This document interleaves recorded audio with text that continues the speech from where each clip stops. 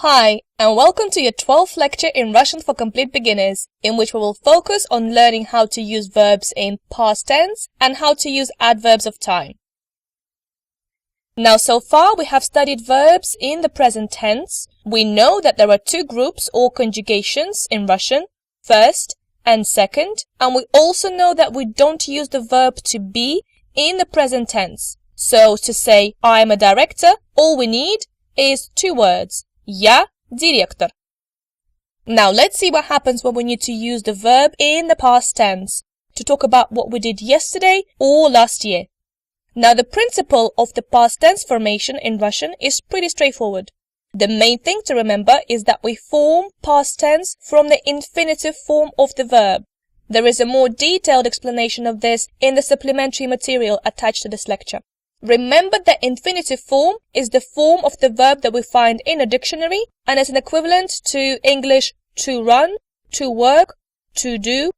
So to form the past tense, all we have to do is drop or replace the infinitive ending, the soft sign, and for masculine, use L, for feminine, use la, for neuter, use lo, and for plural, use li.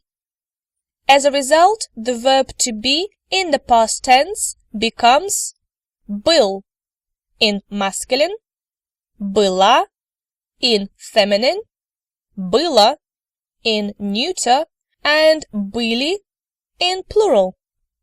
Now let's see how we can form more past tense from these two verbs, to work, работать, and to watch, смотреть.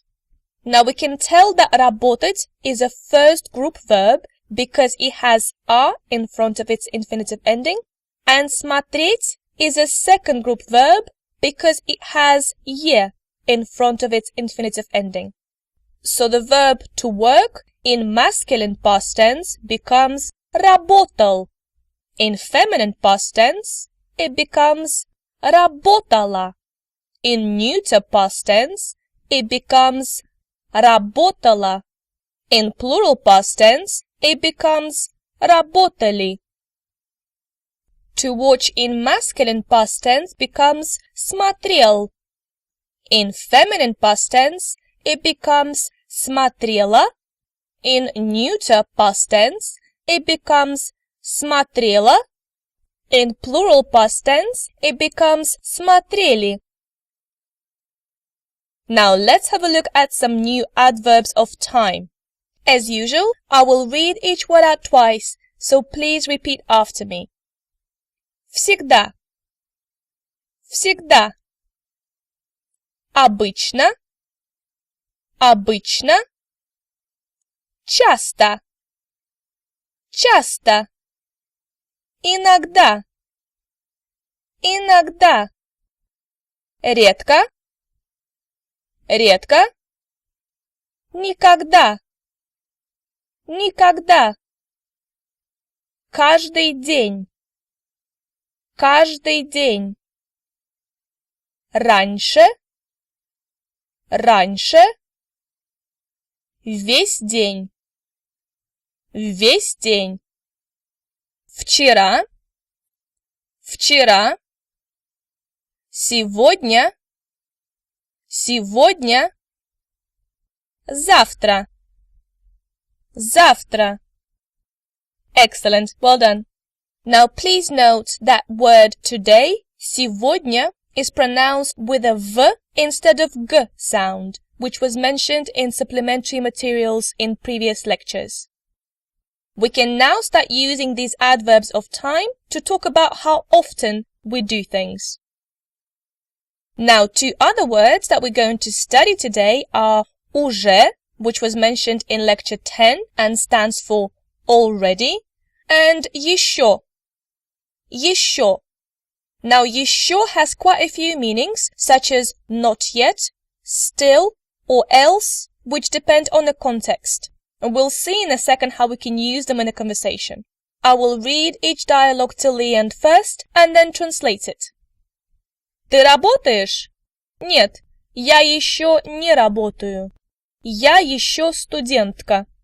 You can see that we have used еще here twice in different meanings. The choice of the meaning will depend on the context.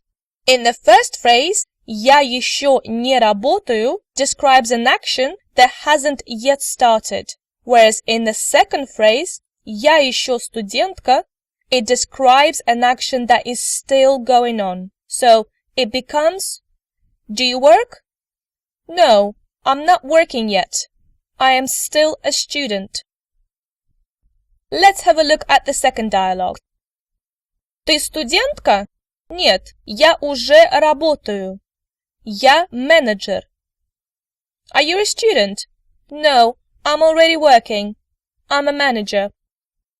Еще can be used with such question tags as что, what, to say what else, что еще.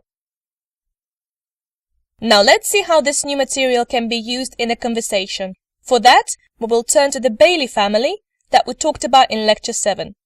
I will read each paragraph till the end first and then translate it. Please feel free to pause and rewind at any time to practice your pronunciation and understanding of the text. Папа Джон. Он программист. Он работает каждый день, поэтому он не часто отдыхает. Dad John. He is a programmer. He works every day.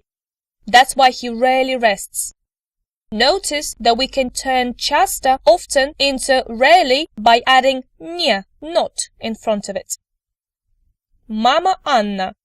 Она не работает и любит изучать иностранные языки. Анна обычно читает английские и французские учебники. Mom Anna. She doesn't work and she loves to study foreign languages. Anna usually reads English and French textbooks. Дочка Наташа. Она студентка. Наташа иногда слушает радио и читает газеты в интернете. Daughter Natasha. She's a student. Natasha sometimes listens to the radio and reads newspapers on the internet. Сын Максим. Он школьник. Максим не любит делать уроки. Он обычно играет. Son Maxim. He's a schoolboy. Maxim doesn't like to do homework. He usually plays. Now note the usage of the word уроки, lessons, with the verb to do, which turns it into to do homework. Бабушка Элизабет и дедушка Ричард. Они на пенсии. Элизабет и Ричард не любят триллеры, поэтому они никогда не смотрят их. Они всегда читают утренние и вечерние новости. Grandma Elizabeth and Granddad Richard. They are retired. Elizabeth and Richard don't love thrillers. That's why they never watch them. They always read morning and evening news. Notice the use of the phrase на пенсии, which means to be retired and is similar to the word that we've seen before, пенсионеры, pensioners.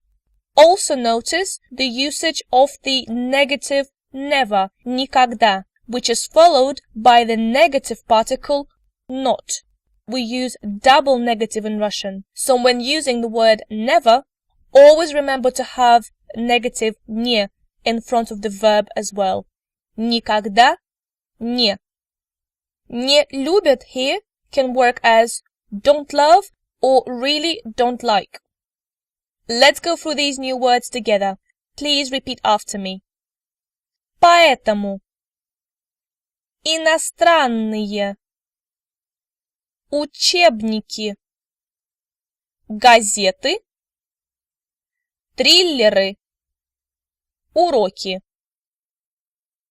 Now the last section of today's lecture contains information on how to use familiar words such as morning, day, evening and night, утро, день, вечер, ночь, in a slightly different form.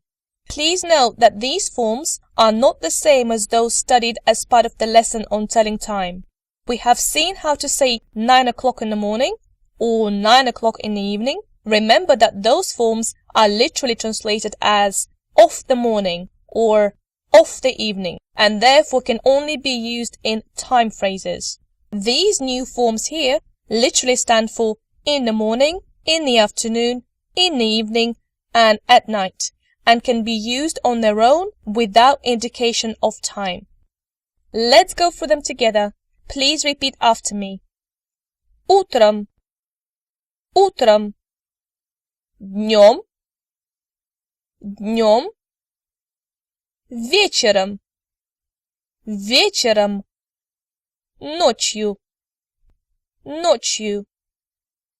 Notice the difference between 5 часов – это раннее утро, 5 o'clock – it's an early morning, and утром я всегда слушаю новости.